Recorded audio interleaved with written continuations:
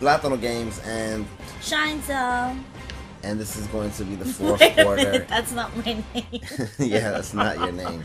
That's It's going to be the fourth quarter continuation of the Jets and Jaguars game. If you didn't see the first part and are interested in seeing the first part, just check the video response section. It should say this video is a response to, and so forth. And here we go. And as I was saying, my name is not Shine Stall. That I'm just so used to just advertising my Instagram. Yeah, my Instagram is Shine Stall. My name is Samantha Shines. Yes. And my name is Plátano Games. Yeah, but everybody knows that already. Anyways, no, I'm just kidding. It says it on my ID card, Plátano Games. Together. Now, here we are in the fourth quarter. The Jaguars are in Jets territory and closer to Jets scoring section. Scoring Goal section. line. Sorry. You can never be a real life commentator. Listen. And you talk shit about them all the time. Everybody starts somewhere. And yeah, I do talk shit about them sometimes because I love most of them. But sometimes I feel that they haven't been following the players that are playing on the field. Like, it's one thing. It's not that. It is really. It's not an easy job. No, I know it's not, but I don't have a problem with the way they do it or their skill. It's just that, for example, sometimes they'll say something like, "Oh, and Eli Manning, there's been question if his arm's been tired. Oh, yep, it looked tired there. And it just sounds. It doesn't come off as they're saying, talking about the recent news or rumors, and then continue with the game commentary. It almost sounds like they've been hearing about this, but they don't know for sure. They haven't been seeing any footage of the Giants, and this is the first time they're seeing the Giants actually they play. Don't keep up with football enough for them to be commentators for it. Yeah, at least those specific teams. For example, with the Jets. Oh, running it back, 40, but there's a flag on the play, 30, 20, 10. Looks like he's dancing there. Shut up. And yes, there's a penalty holding on the Jets. So that would have been two. Let's fire him. That would have been two. Fire who? Cumberland. He's the one that had the penalty. Yeah, but he actually caught the big 37-yard pass. Now, you're gonna see in the replay. Actually came beautifully, but I don't know what he was doing here, playing patty cake or something with this guy. Like, seriously, are you not trying to win? I feel like if he would have just not even really blocked him, I would have passed by. Like, that was not even an important block to my run back. Could have been 2 run backs in one game. SMH. Now,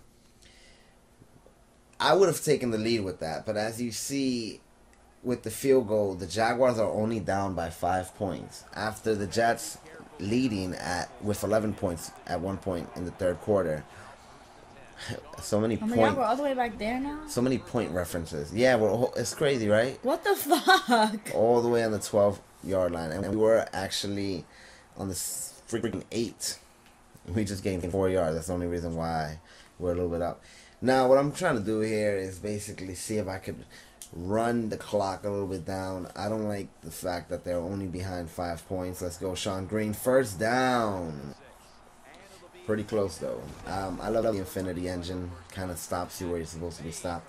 So, yeah, the commentators, sometimes they say things like, especially with the Jets games, on Channel 5, I believe it was against the Cardinals, or one of the Thursday night games. Well, or Sunday night games, rather. I could hear it in their tone. They'll say something like, oh, look at that. He's pathetic. Blah. Like, you could just tell that. They did not say he's pathetic. I keep on forgetting the point I'm trying to make. But when commentating on Mark Sanchez, and I'm not saying that he's not pathetic. I personally think he is not. But of course, some of you guys think that he is pathetic. But instead of going by his own opinion based off what he's been watching throughout the season, it seems like he hasn't seen a Jets game. And his current opinion of the Jets is automatically based on what he's been hearing on tabloids and the newspapers, as opposed to saying, oh, well, let's see if everything I've been hearing about Mark Sanchez is true. Let's see how he plays today. He says, oh, yep, look at that bad pass. Yep, it's true. He can't. And it just sounds like he didn't do enough research to commentate on the players and the team. And then, of course, there's commentating teams that they see the same teams play every week. Like Phil Simms, he sees every single Jets game, so he knows everything that's going on with them. And maybe I'm wrong. Maybe the commentators do see the games, and that's just their style of commentating, to talk shit, like baseless shit. But I just prefer when the commentator sounds like he's been following every game and he knows everything about what's been going on with the team. And yeah, I'm sorry I kind of stole the mic there and talked away. It was kind of difficult explaining what I was trying to say. And yeah, Stephen Hill with a big gain and a crucial play here late in the fourth quarter where the Jaguars are only down by 5. But now we're in Jaguars territory, so if the Jets continue this drive the way they are, they would take the lead by 11 points again. The Jaguars What have was the scored, actual score of the real game? I forgot. the actual score of the real game, I believe, was 17-10. And although it sounds like it was a close game, at one point it was 17-3. No, I know that. I was watching the game. Yeah, I know. But it's just like, sometimes you hear the score and it makes it look like it was more competitive than it sounds. And not to say that it wasn't competitive, because for the first three quarters... we dominated. Just kidding. For the first 3 quarters, both offenses weren't doing anything. Then the Jets were able to score with the ground and pound game, which I'm doing here. Runs for the first down and more. McKnight on the play. And the Jets really had a nice combo this past Sunday with sharing the ball in the playtime with Green and I believe Poole or McKnight. Remember, I was like, they're either both playing good or they're both playing really bad. Yeah, it's kind of like a half full, half empty kind of statement. Glass full. And as you see, right now it is 1st and 10 on the 16th yard line after that run. The only reason I played this replay a couple times here is because he's obsessed. Just kidding. Yeah, I'm obsessed with replays. My friends used to hate that about me back in the day. No, and then he twirls the camera around to see every single freaking angle. Yeah, I'm obsessed with especially replays. when the graphics are good and he closes up on them. He's like, look, you can see their pores. You can. Like, interception in the corner of the end zone by the Jaguars. And Mark Sanchez just threw away that opportunity to take an 11-point lead, or even a 8-point game if they would have just rided it out and kicked the field goal. You have to question Rex Ryan's decision there to pass the ball instead of continuing what has been working, the ground and pound running game. But you also got to credit Mathis for being in the position. Judge Mathis. Yes, awesome. that's Judge Mathis's relative playing out there on that field. If you know the game in this court, if they don't play Judge Mathis in your country or your state, look up Judge Mathis. Oh, almost intercepted by Bell, but he dropped it because he's not used to carrying bells. 2 minutes and 36 seconds left. The Jaguars have the ball. What will they do here? Will they tie the game? Well, there's no real way to tie it. They're down by 5. They will have to get a field goal and a safety. Oh my God, the quarterback has scrambled for a first down. Injury timeout. Hopefully it's the quarterback. And Sounds so cruel. Yeah, I sound cruel. I sound like I have a bounty program going on in the Jets organization. Would have been a couple dollars for one of the teams, which I can comment on because today the NFL announced that the bounties have been cleared and the players are no longer suspended. Which I think is bullshit. Well, it depends on your view on the subject and whether you believe if the bounty system really existed or if Goodell kind of added fuel to the fire and made most of it up. Another first down by Gabbert rushing, and it seems like the Jaguars will actually take the lead if they continue playing on this level and not score a field goal or settle for a field goal. Let's go defense. Which I think, oh my goodness! And he dropped the ball. Thank goodness. Still on the 47th yard line. Not into Jets territory yet. Rex Ryan looks stressed. He's confused. He doesn't know what's going to happen here. Now, if they were to kick the field goal, I think it would be stupid. But they do have 3 timeouts. So you never know. What do you think they should do here? If they get in scoring position and it's 4th down, do you think they should go for the touchdown under 2 minutes? Or do you think they should kick the field goal and try to get the ball back? The field goal. Okay, yeah, that kind of makes sense. Keep it safe. Oh, look, it's 4th down now, so I guess we'll see what they're going to do. They're down by 5 points. And they're punting the ball. They're not even in field goal range. So they have 3 timeouts. In order for them to get the ball back with a chance to score, the Jets will have to give them the ball back. So if the Jets kind of run... Oh, my goodness! The Jaguars just recovered a fumble. Jeremy Curley should have let that one fall into the end zone, but instead he tried to catch it and fumbled the ball.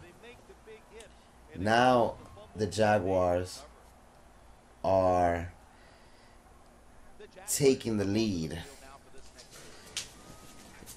Well, that's if they score here. It's the 2nd yard line, 1st and goal.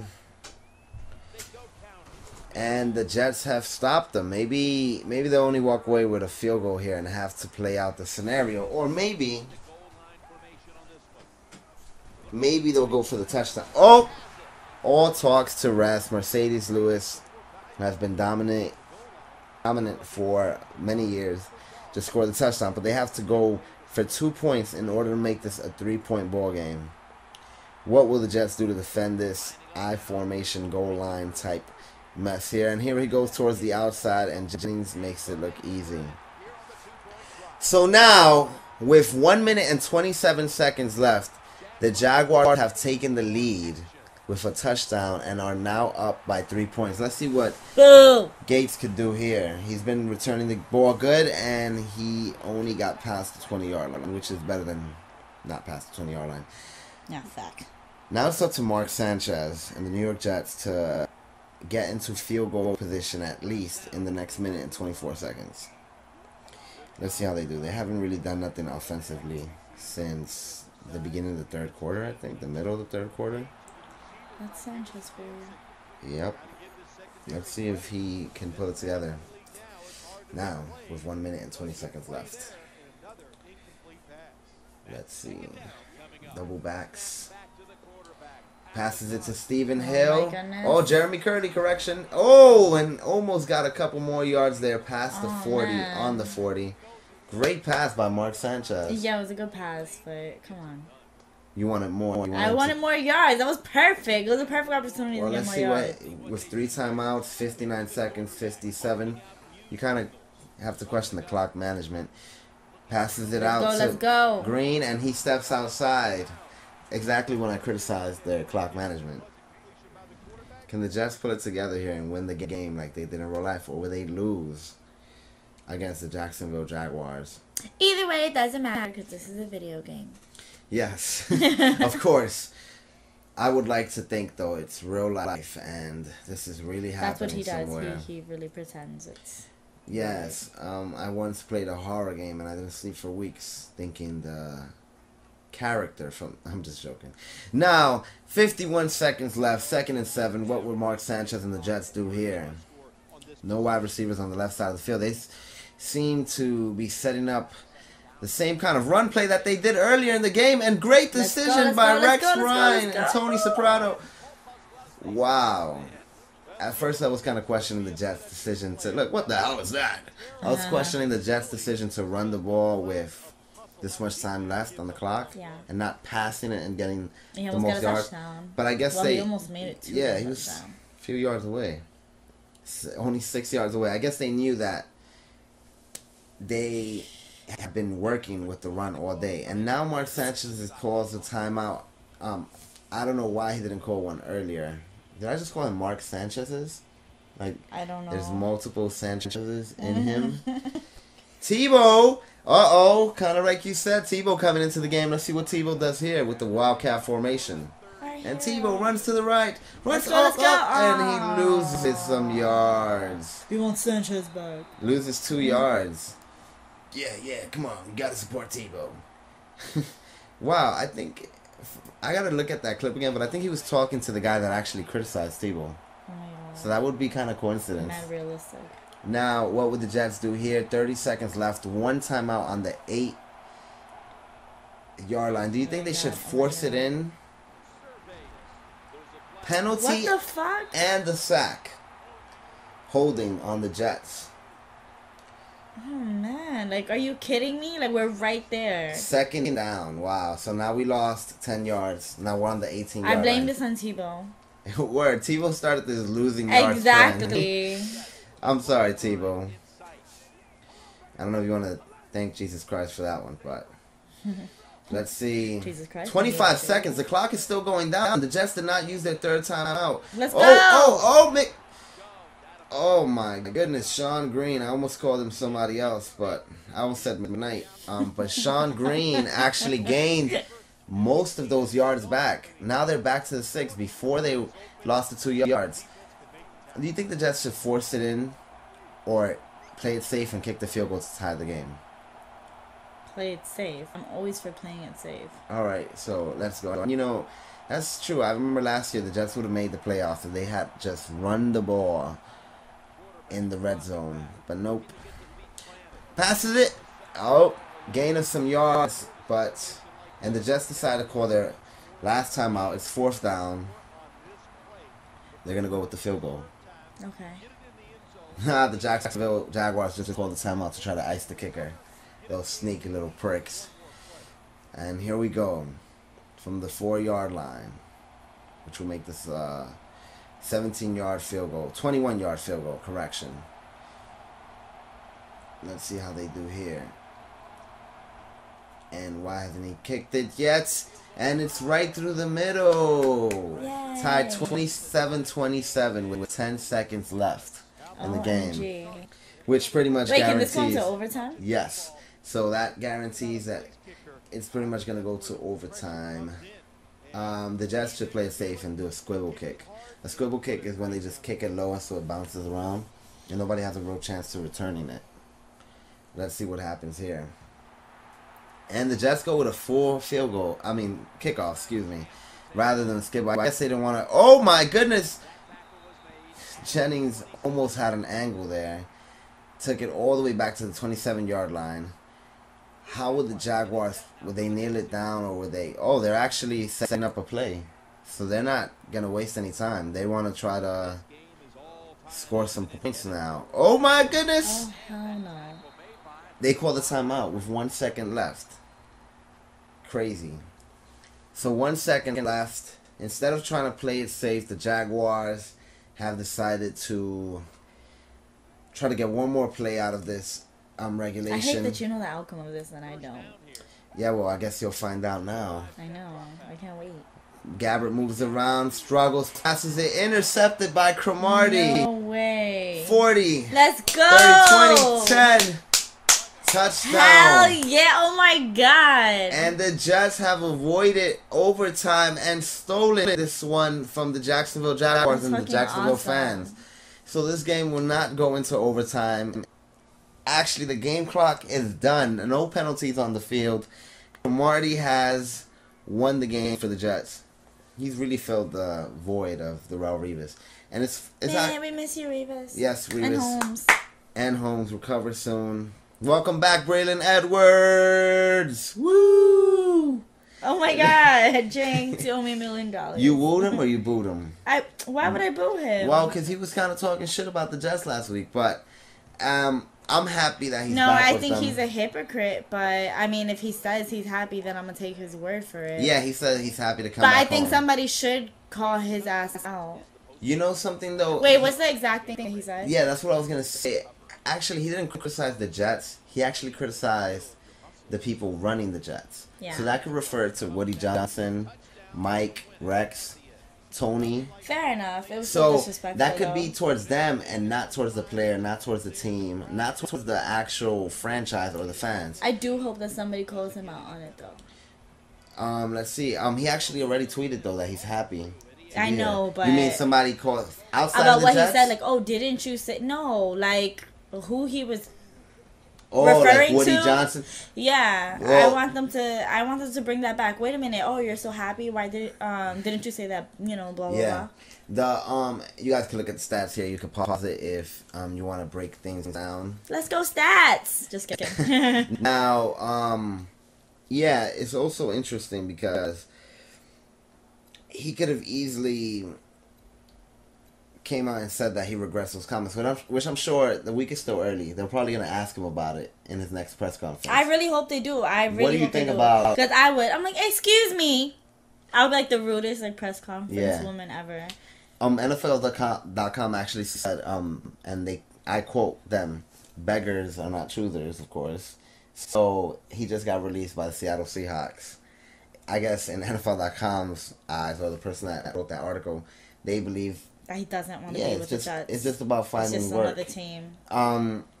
But he does sound happy to be back. And again, it wasn't towards the players. It was towards people like Woody Johnson. And a lot of people have criticized them because this offseason, they have not given Mark Sanchez weapons. They didn't. The only person they brought in was Tebow, and they obviously and they're not even fucking using him. Yeah, they're not using him the way that they wanted to use him.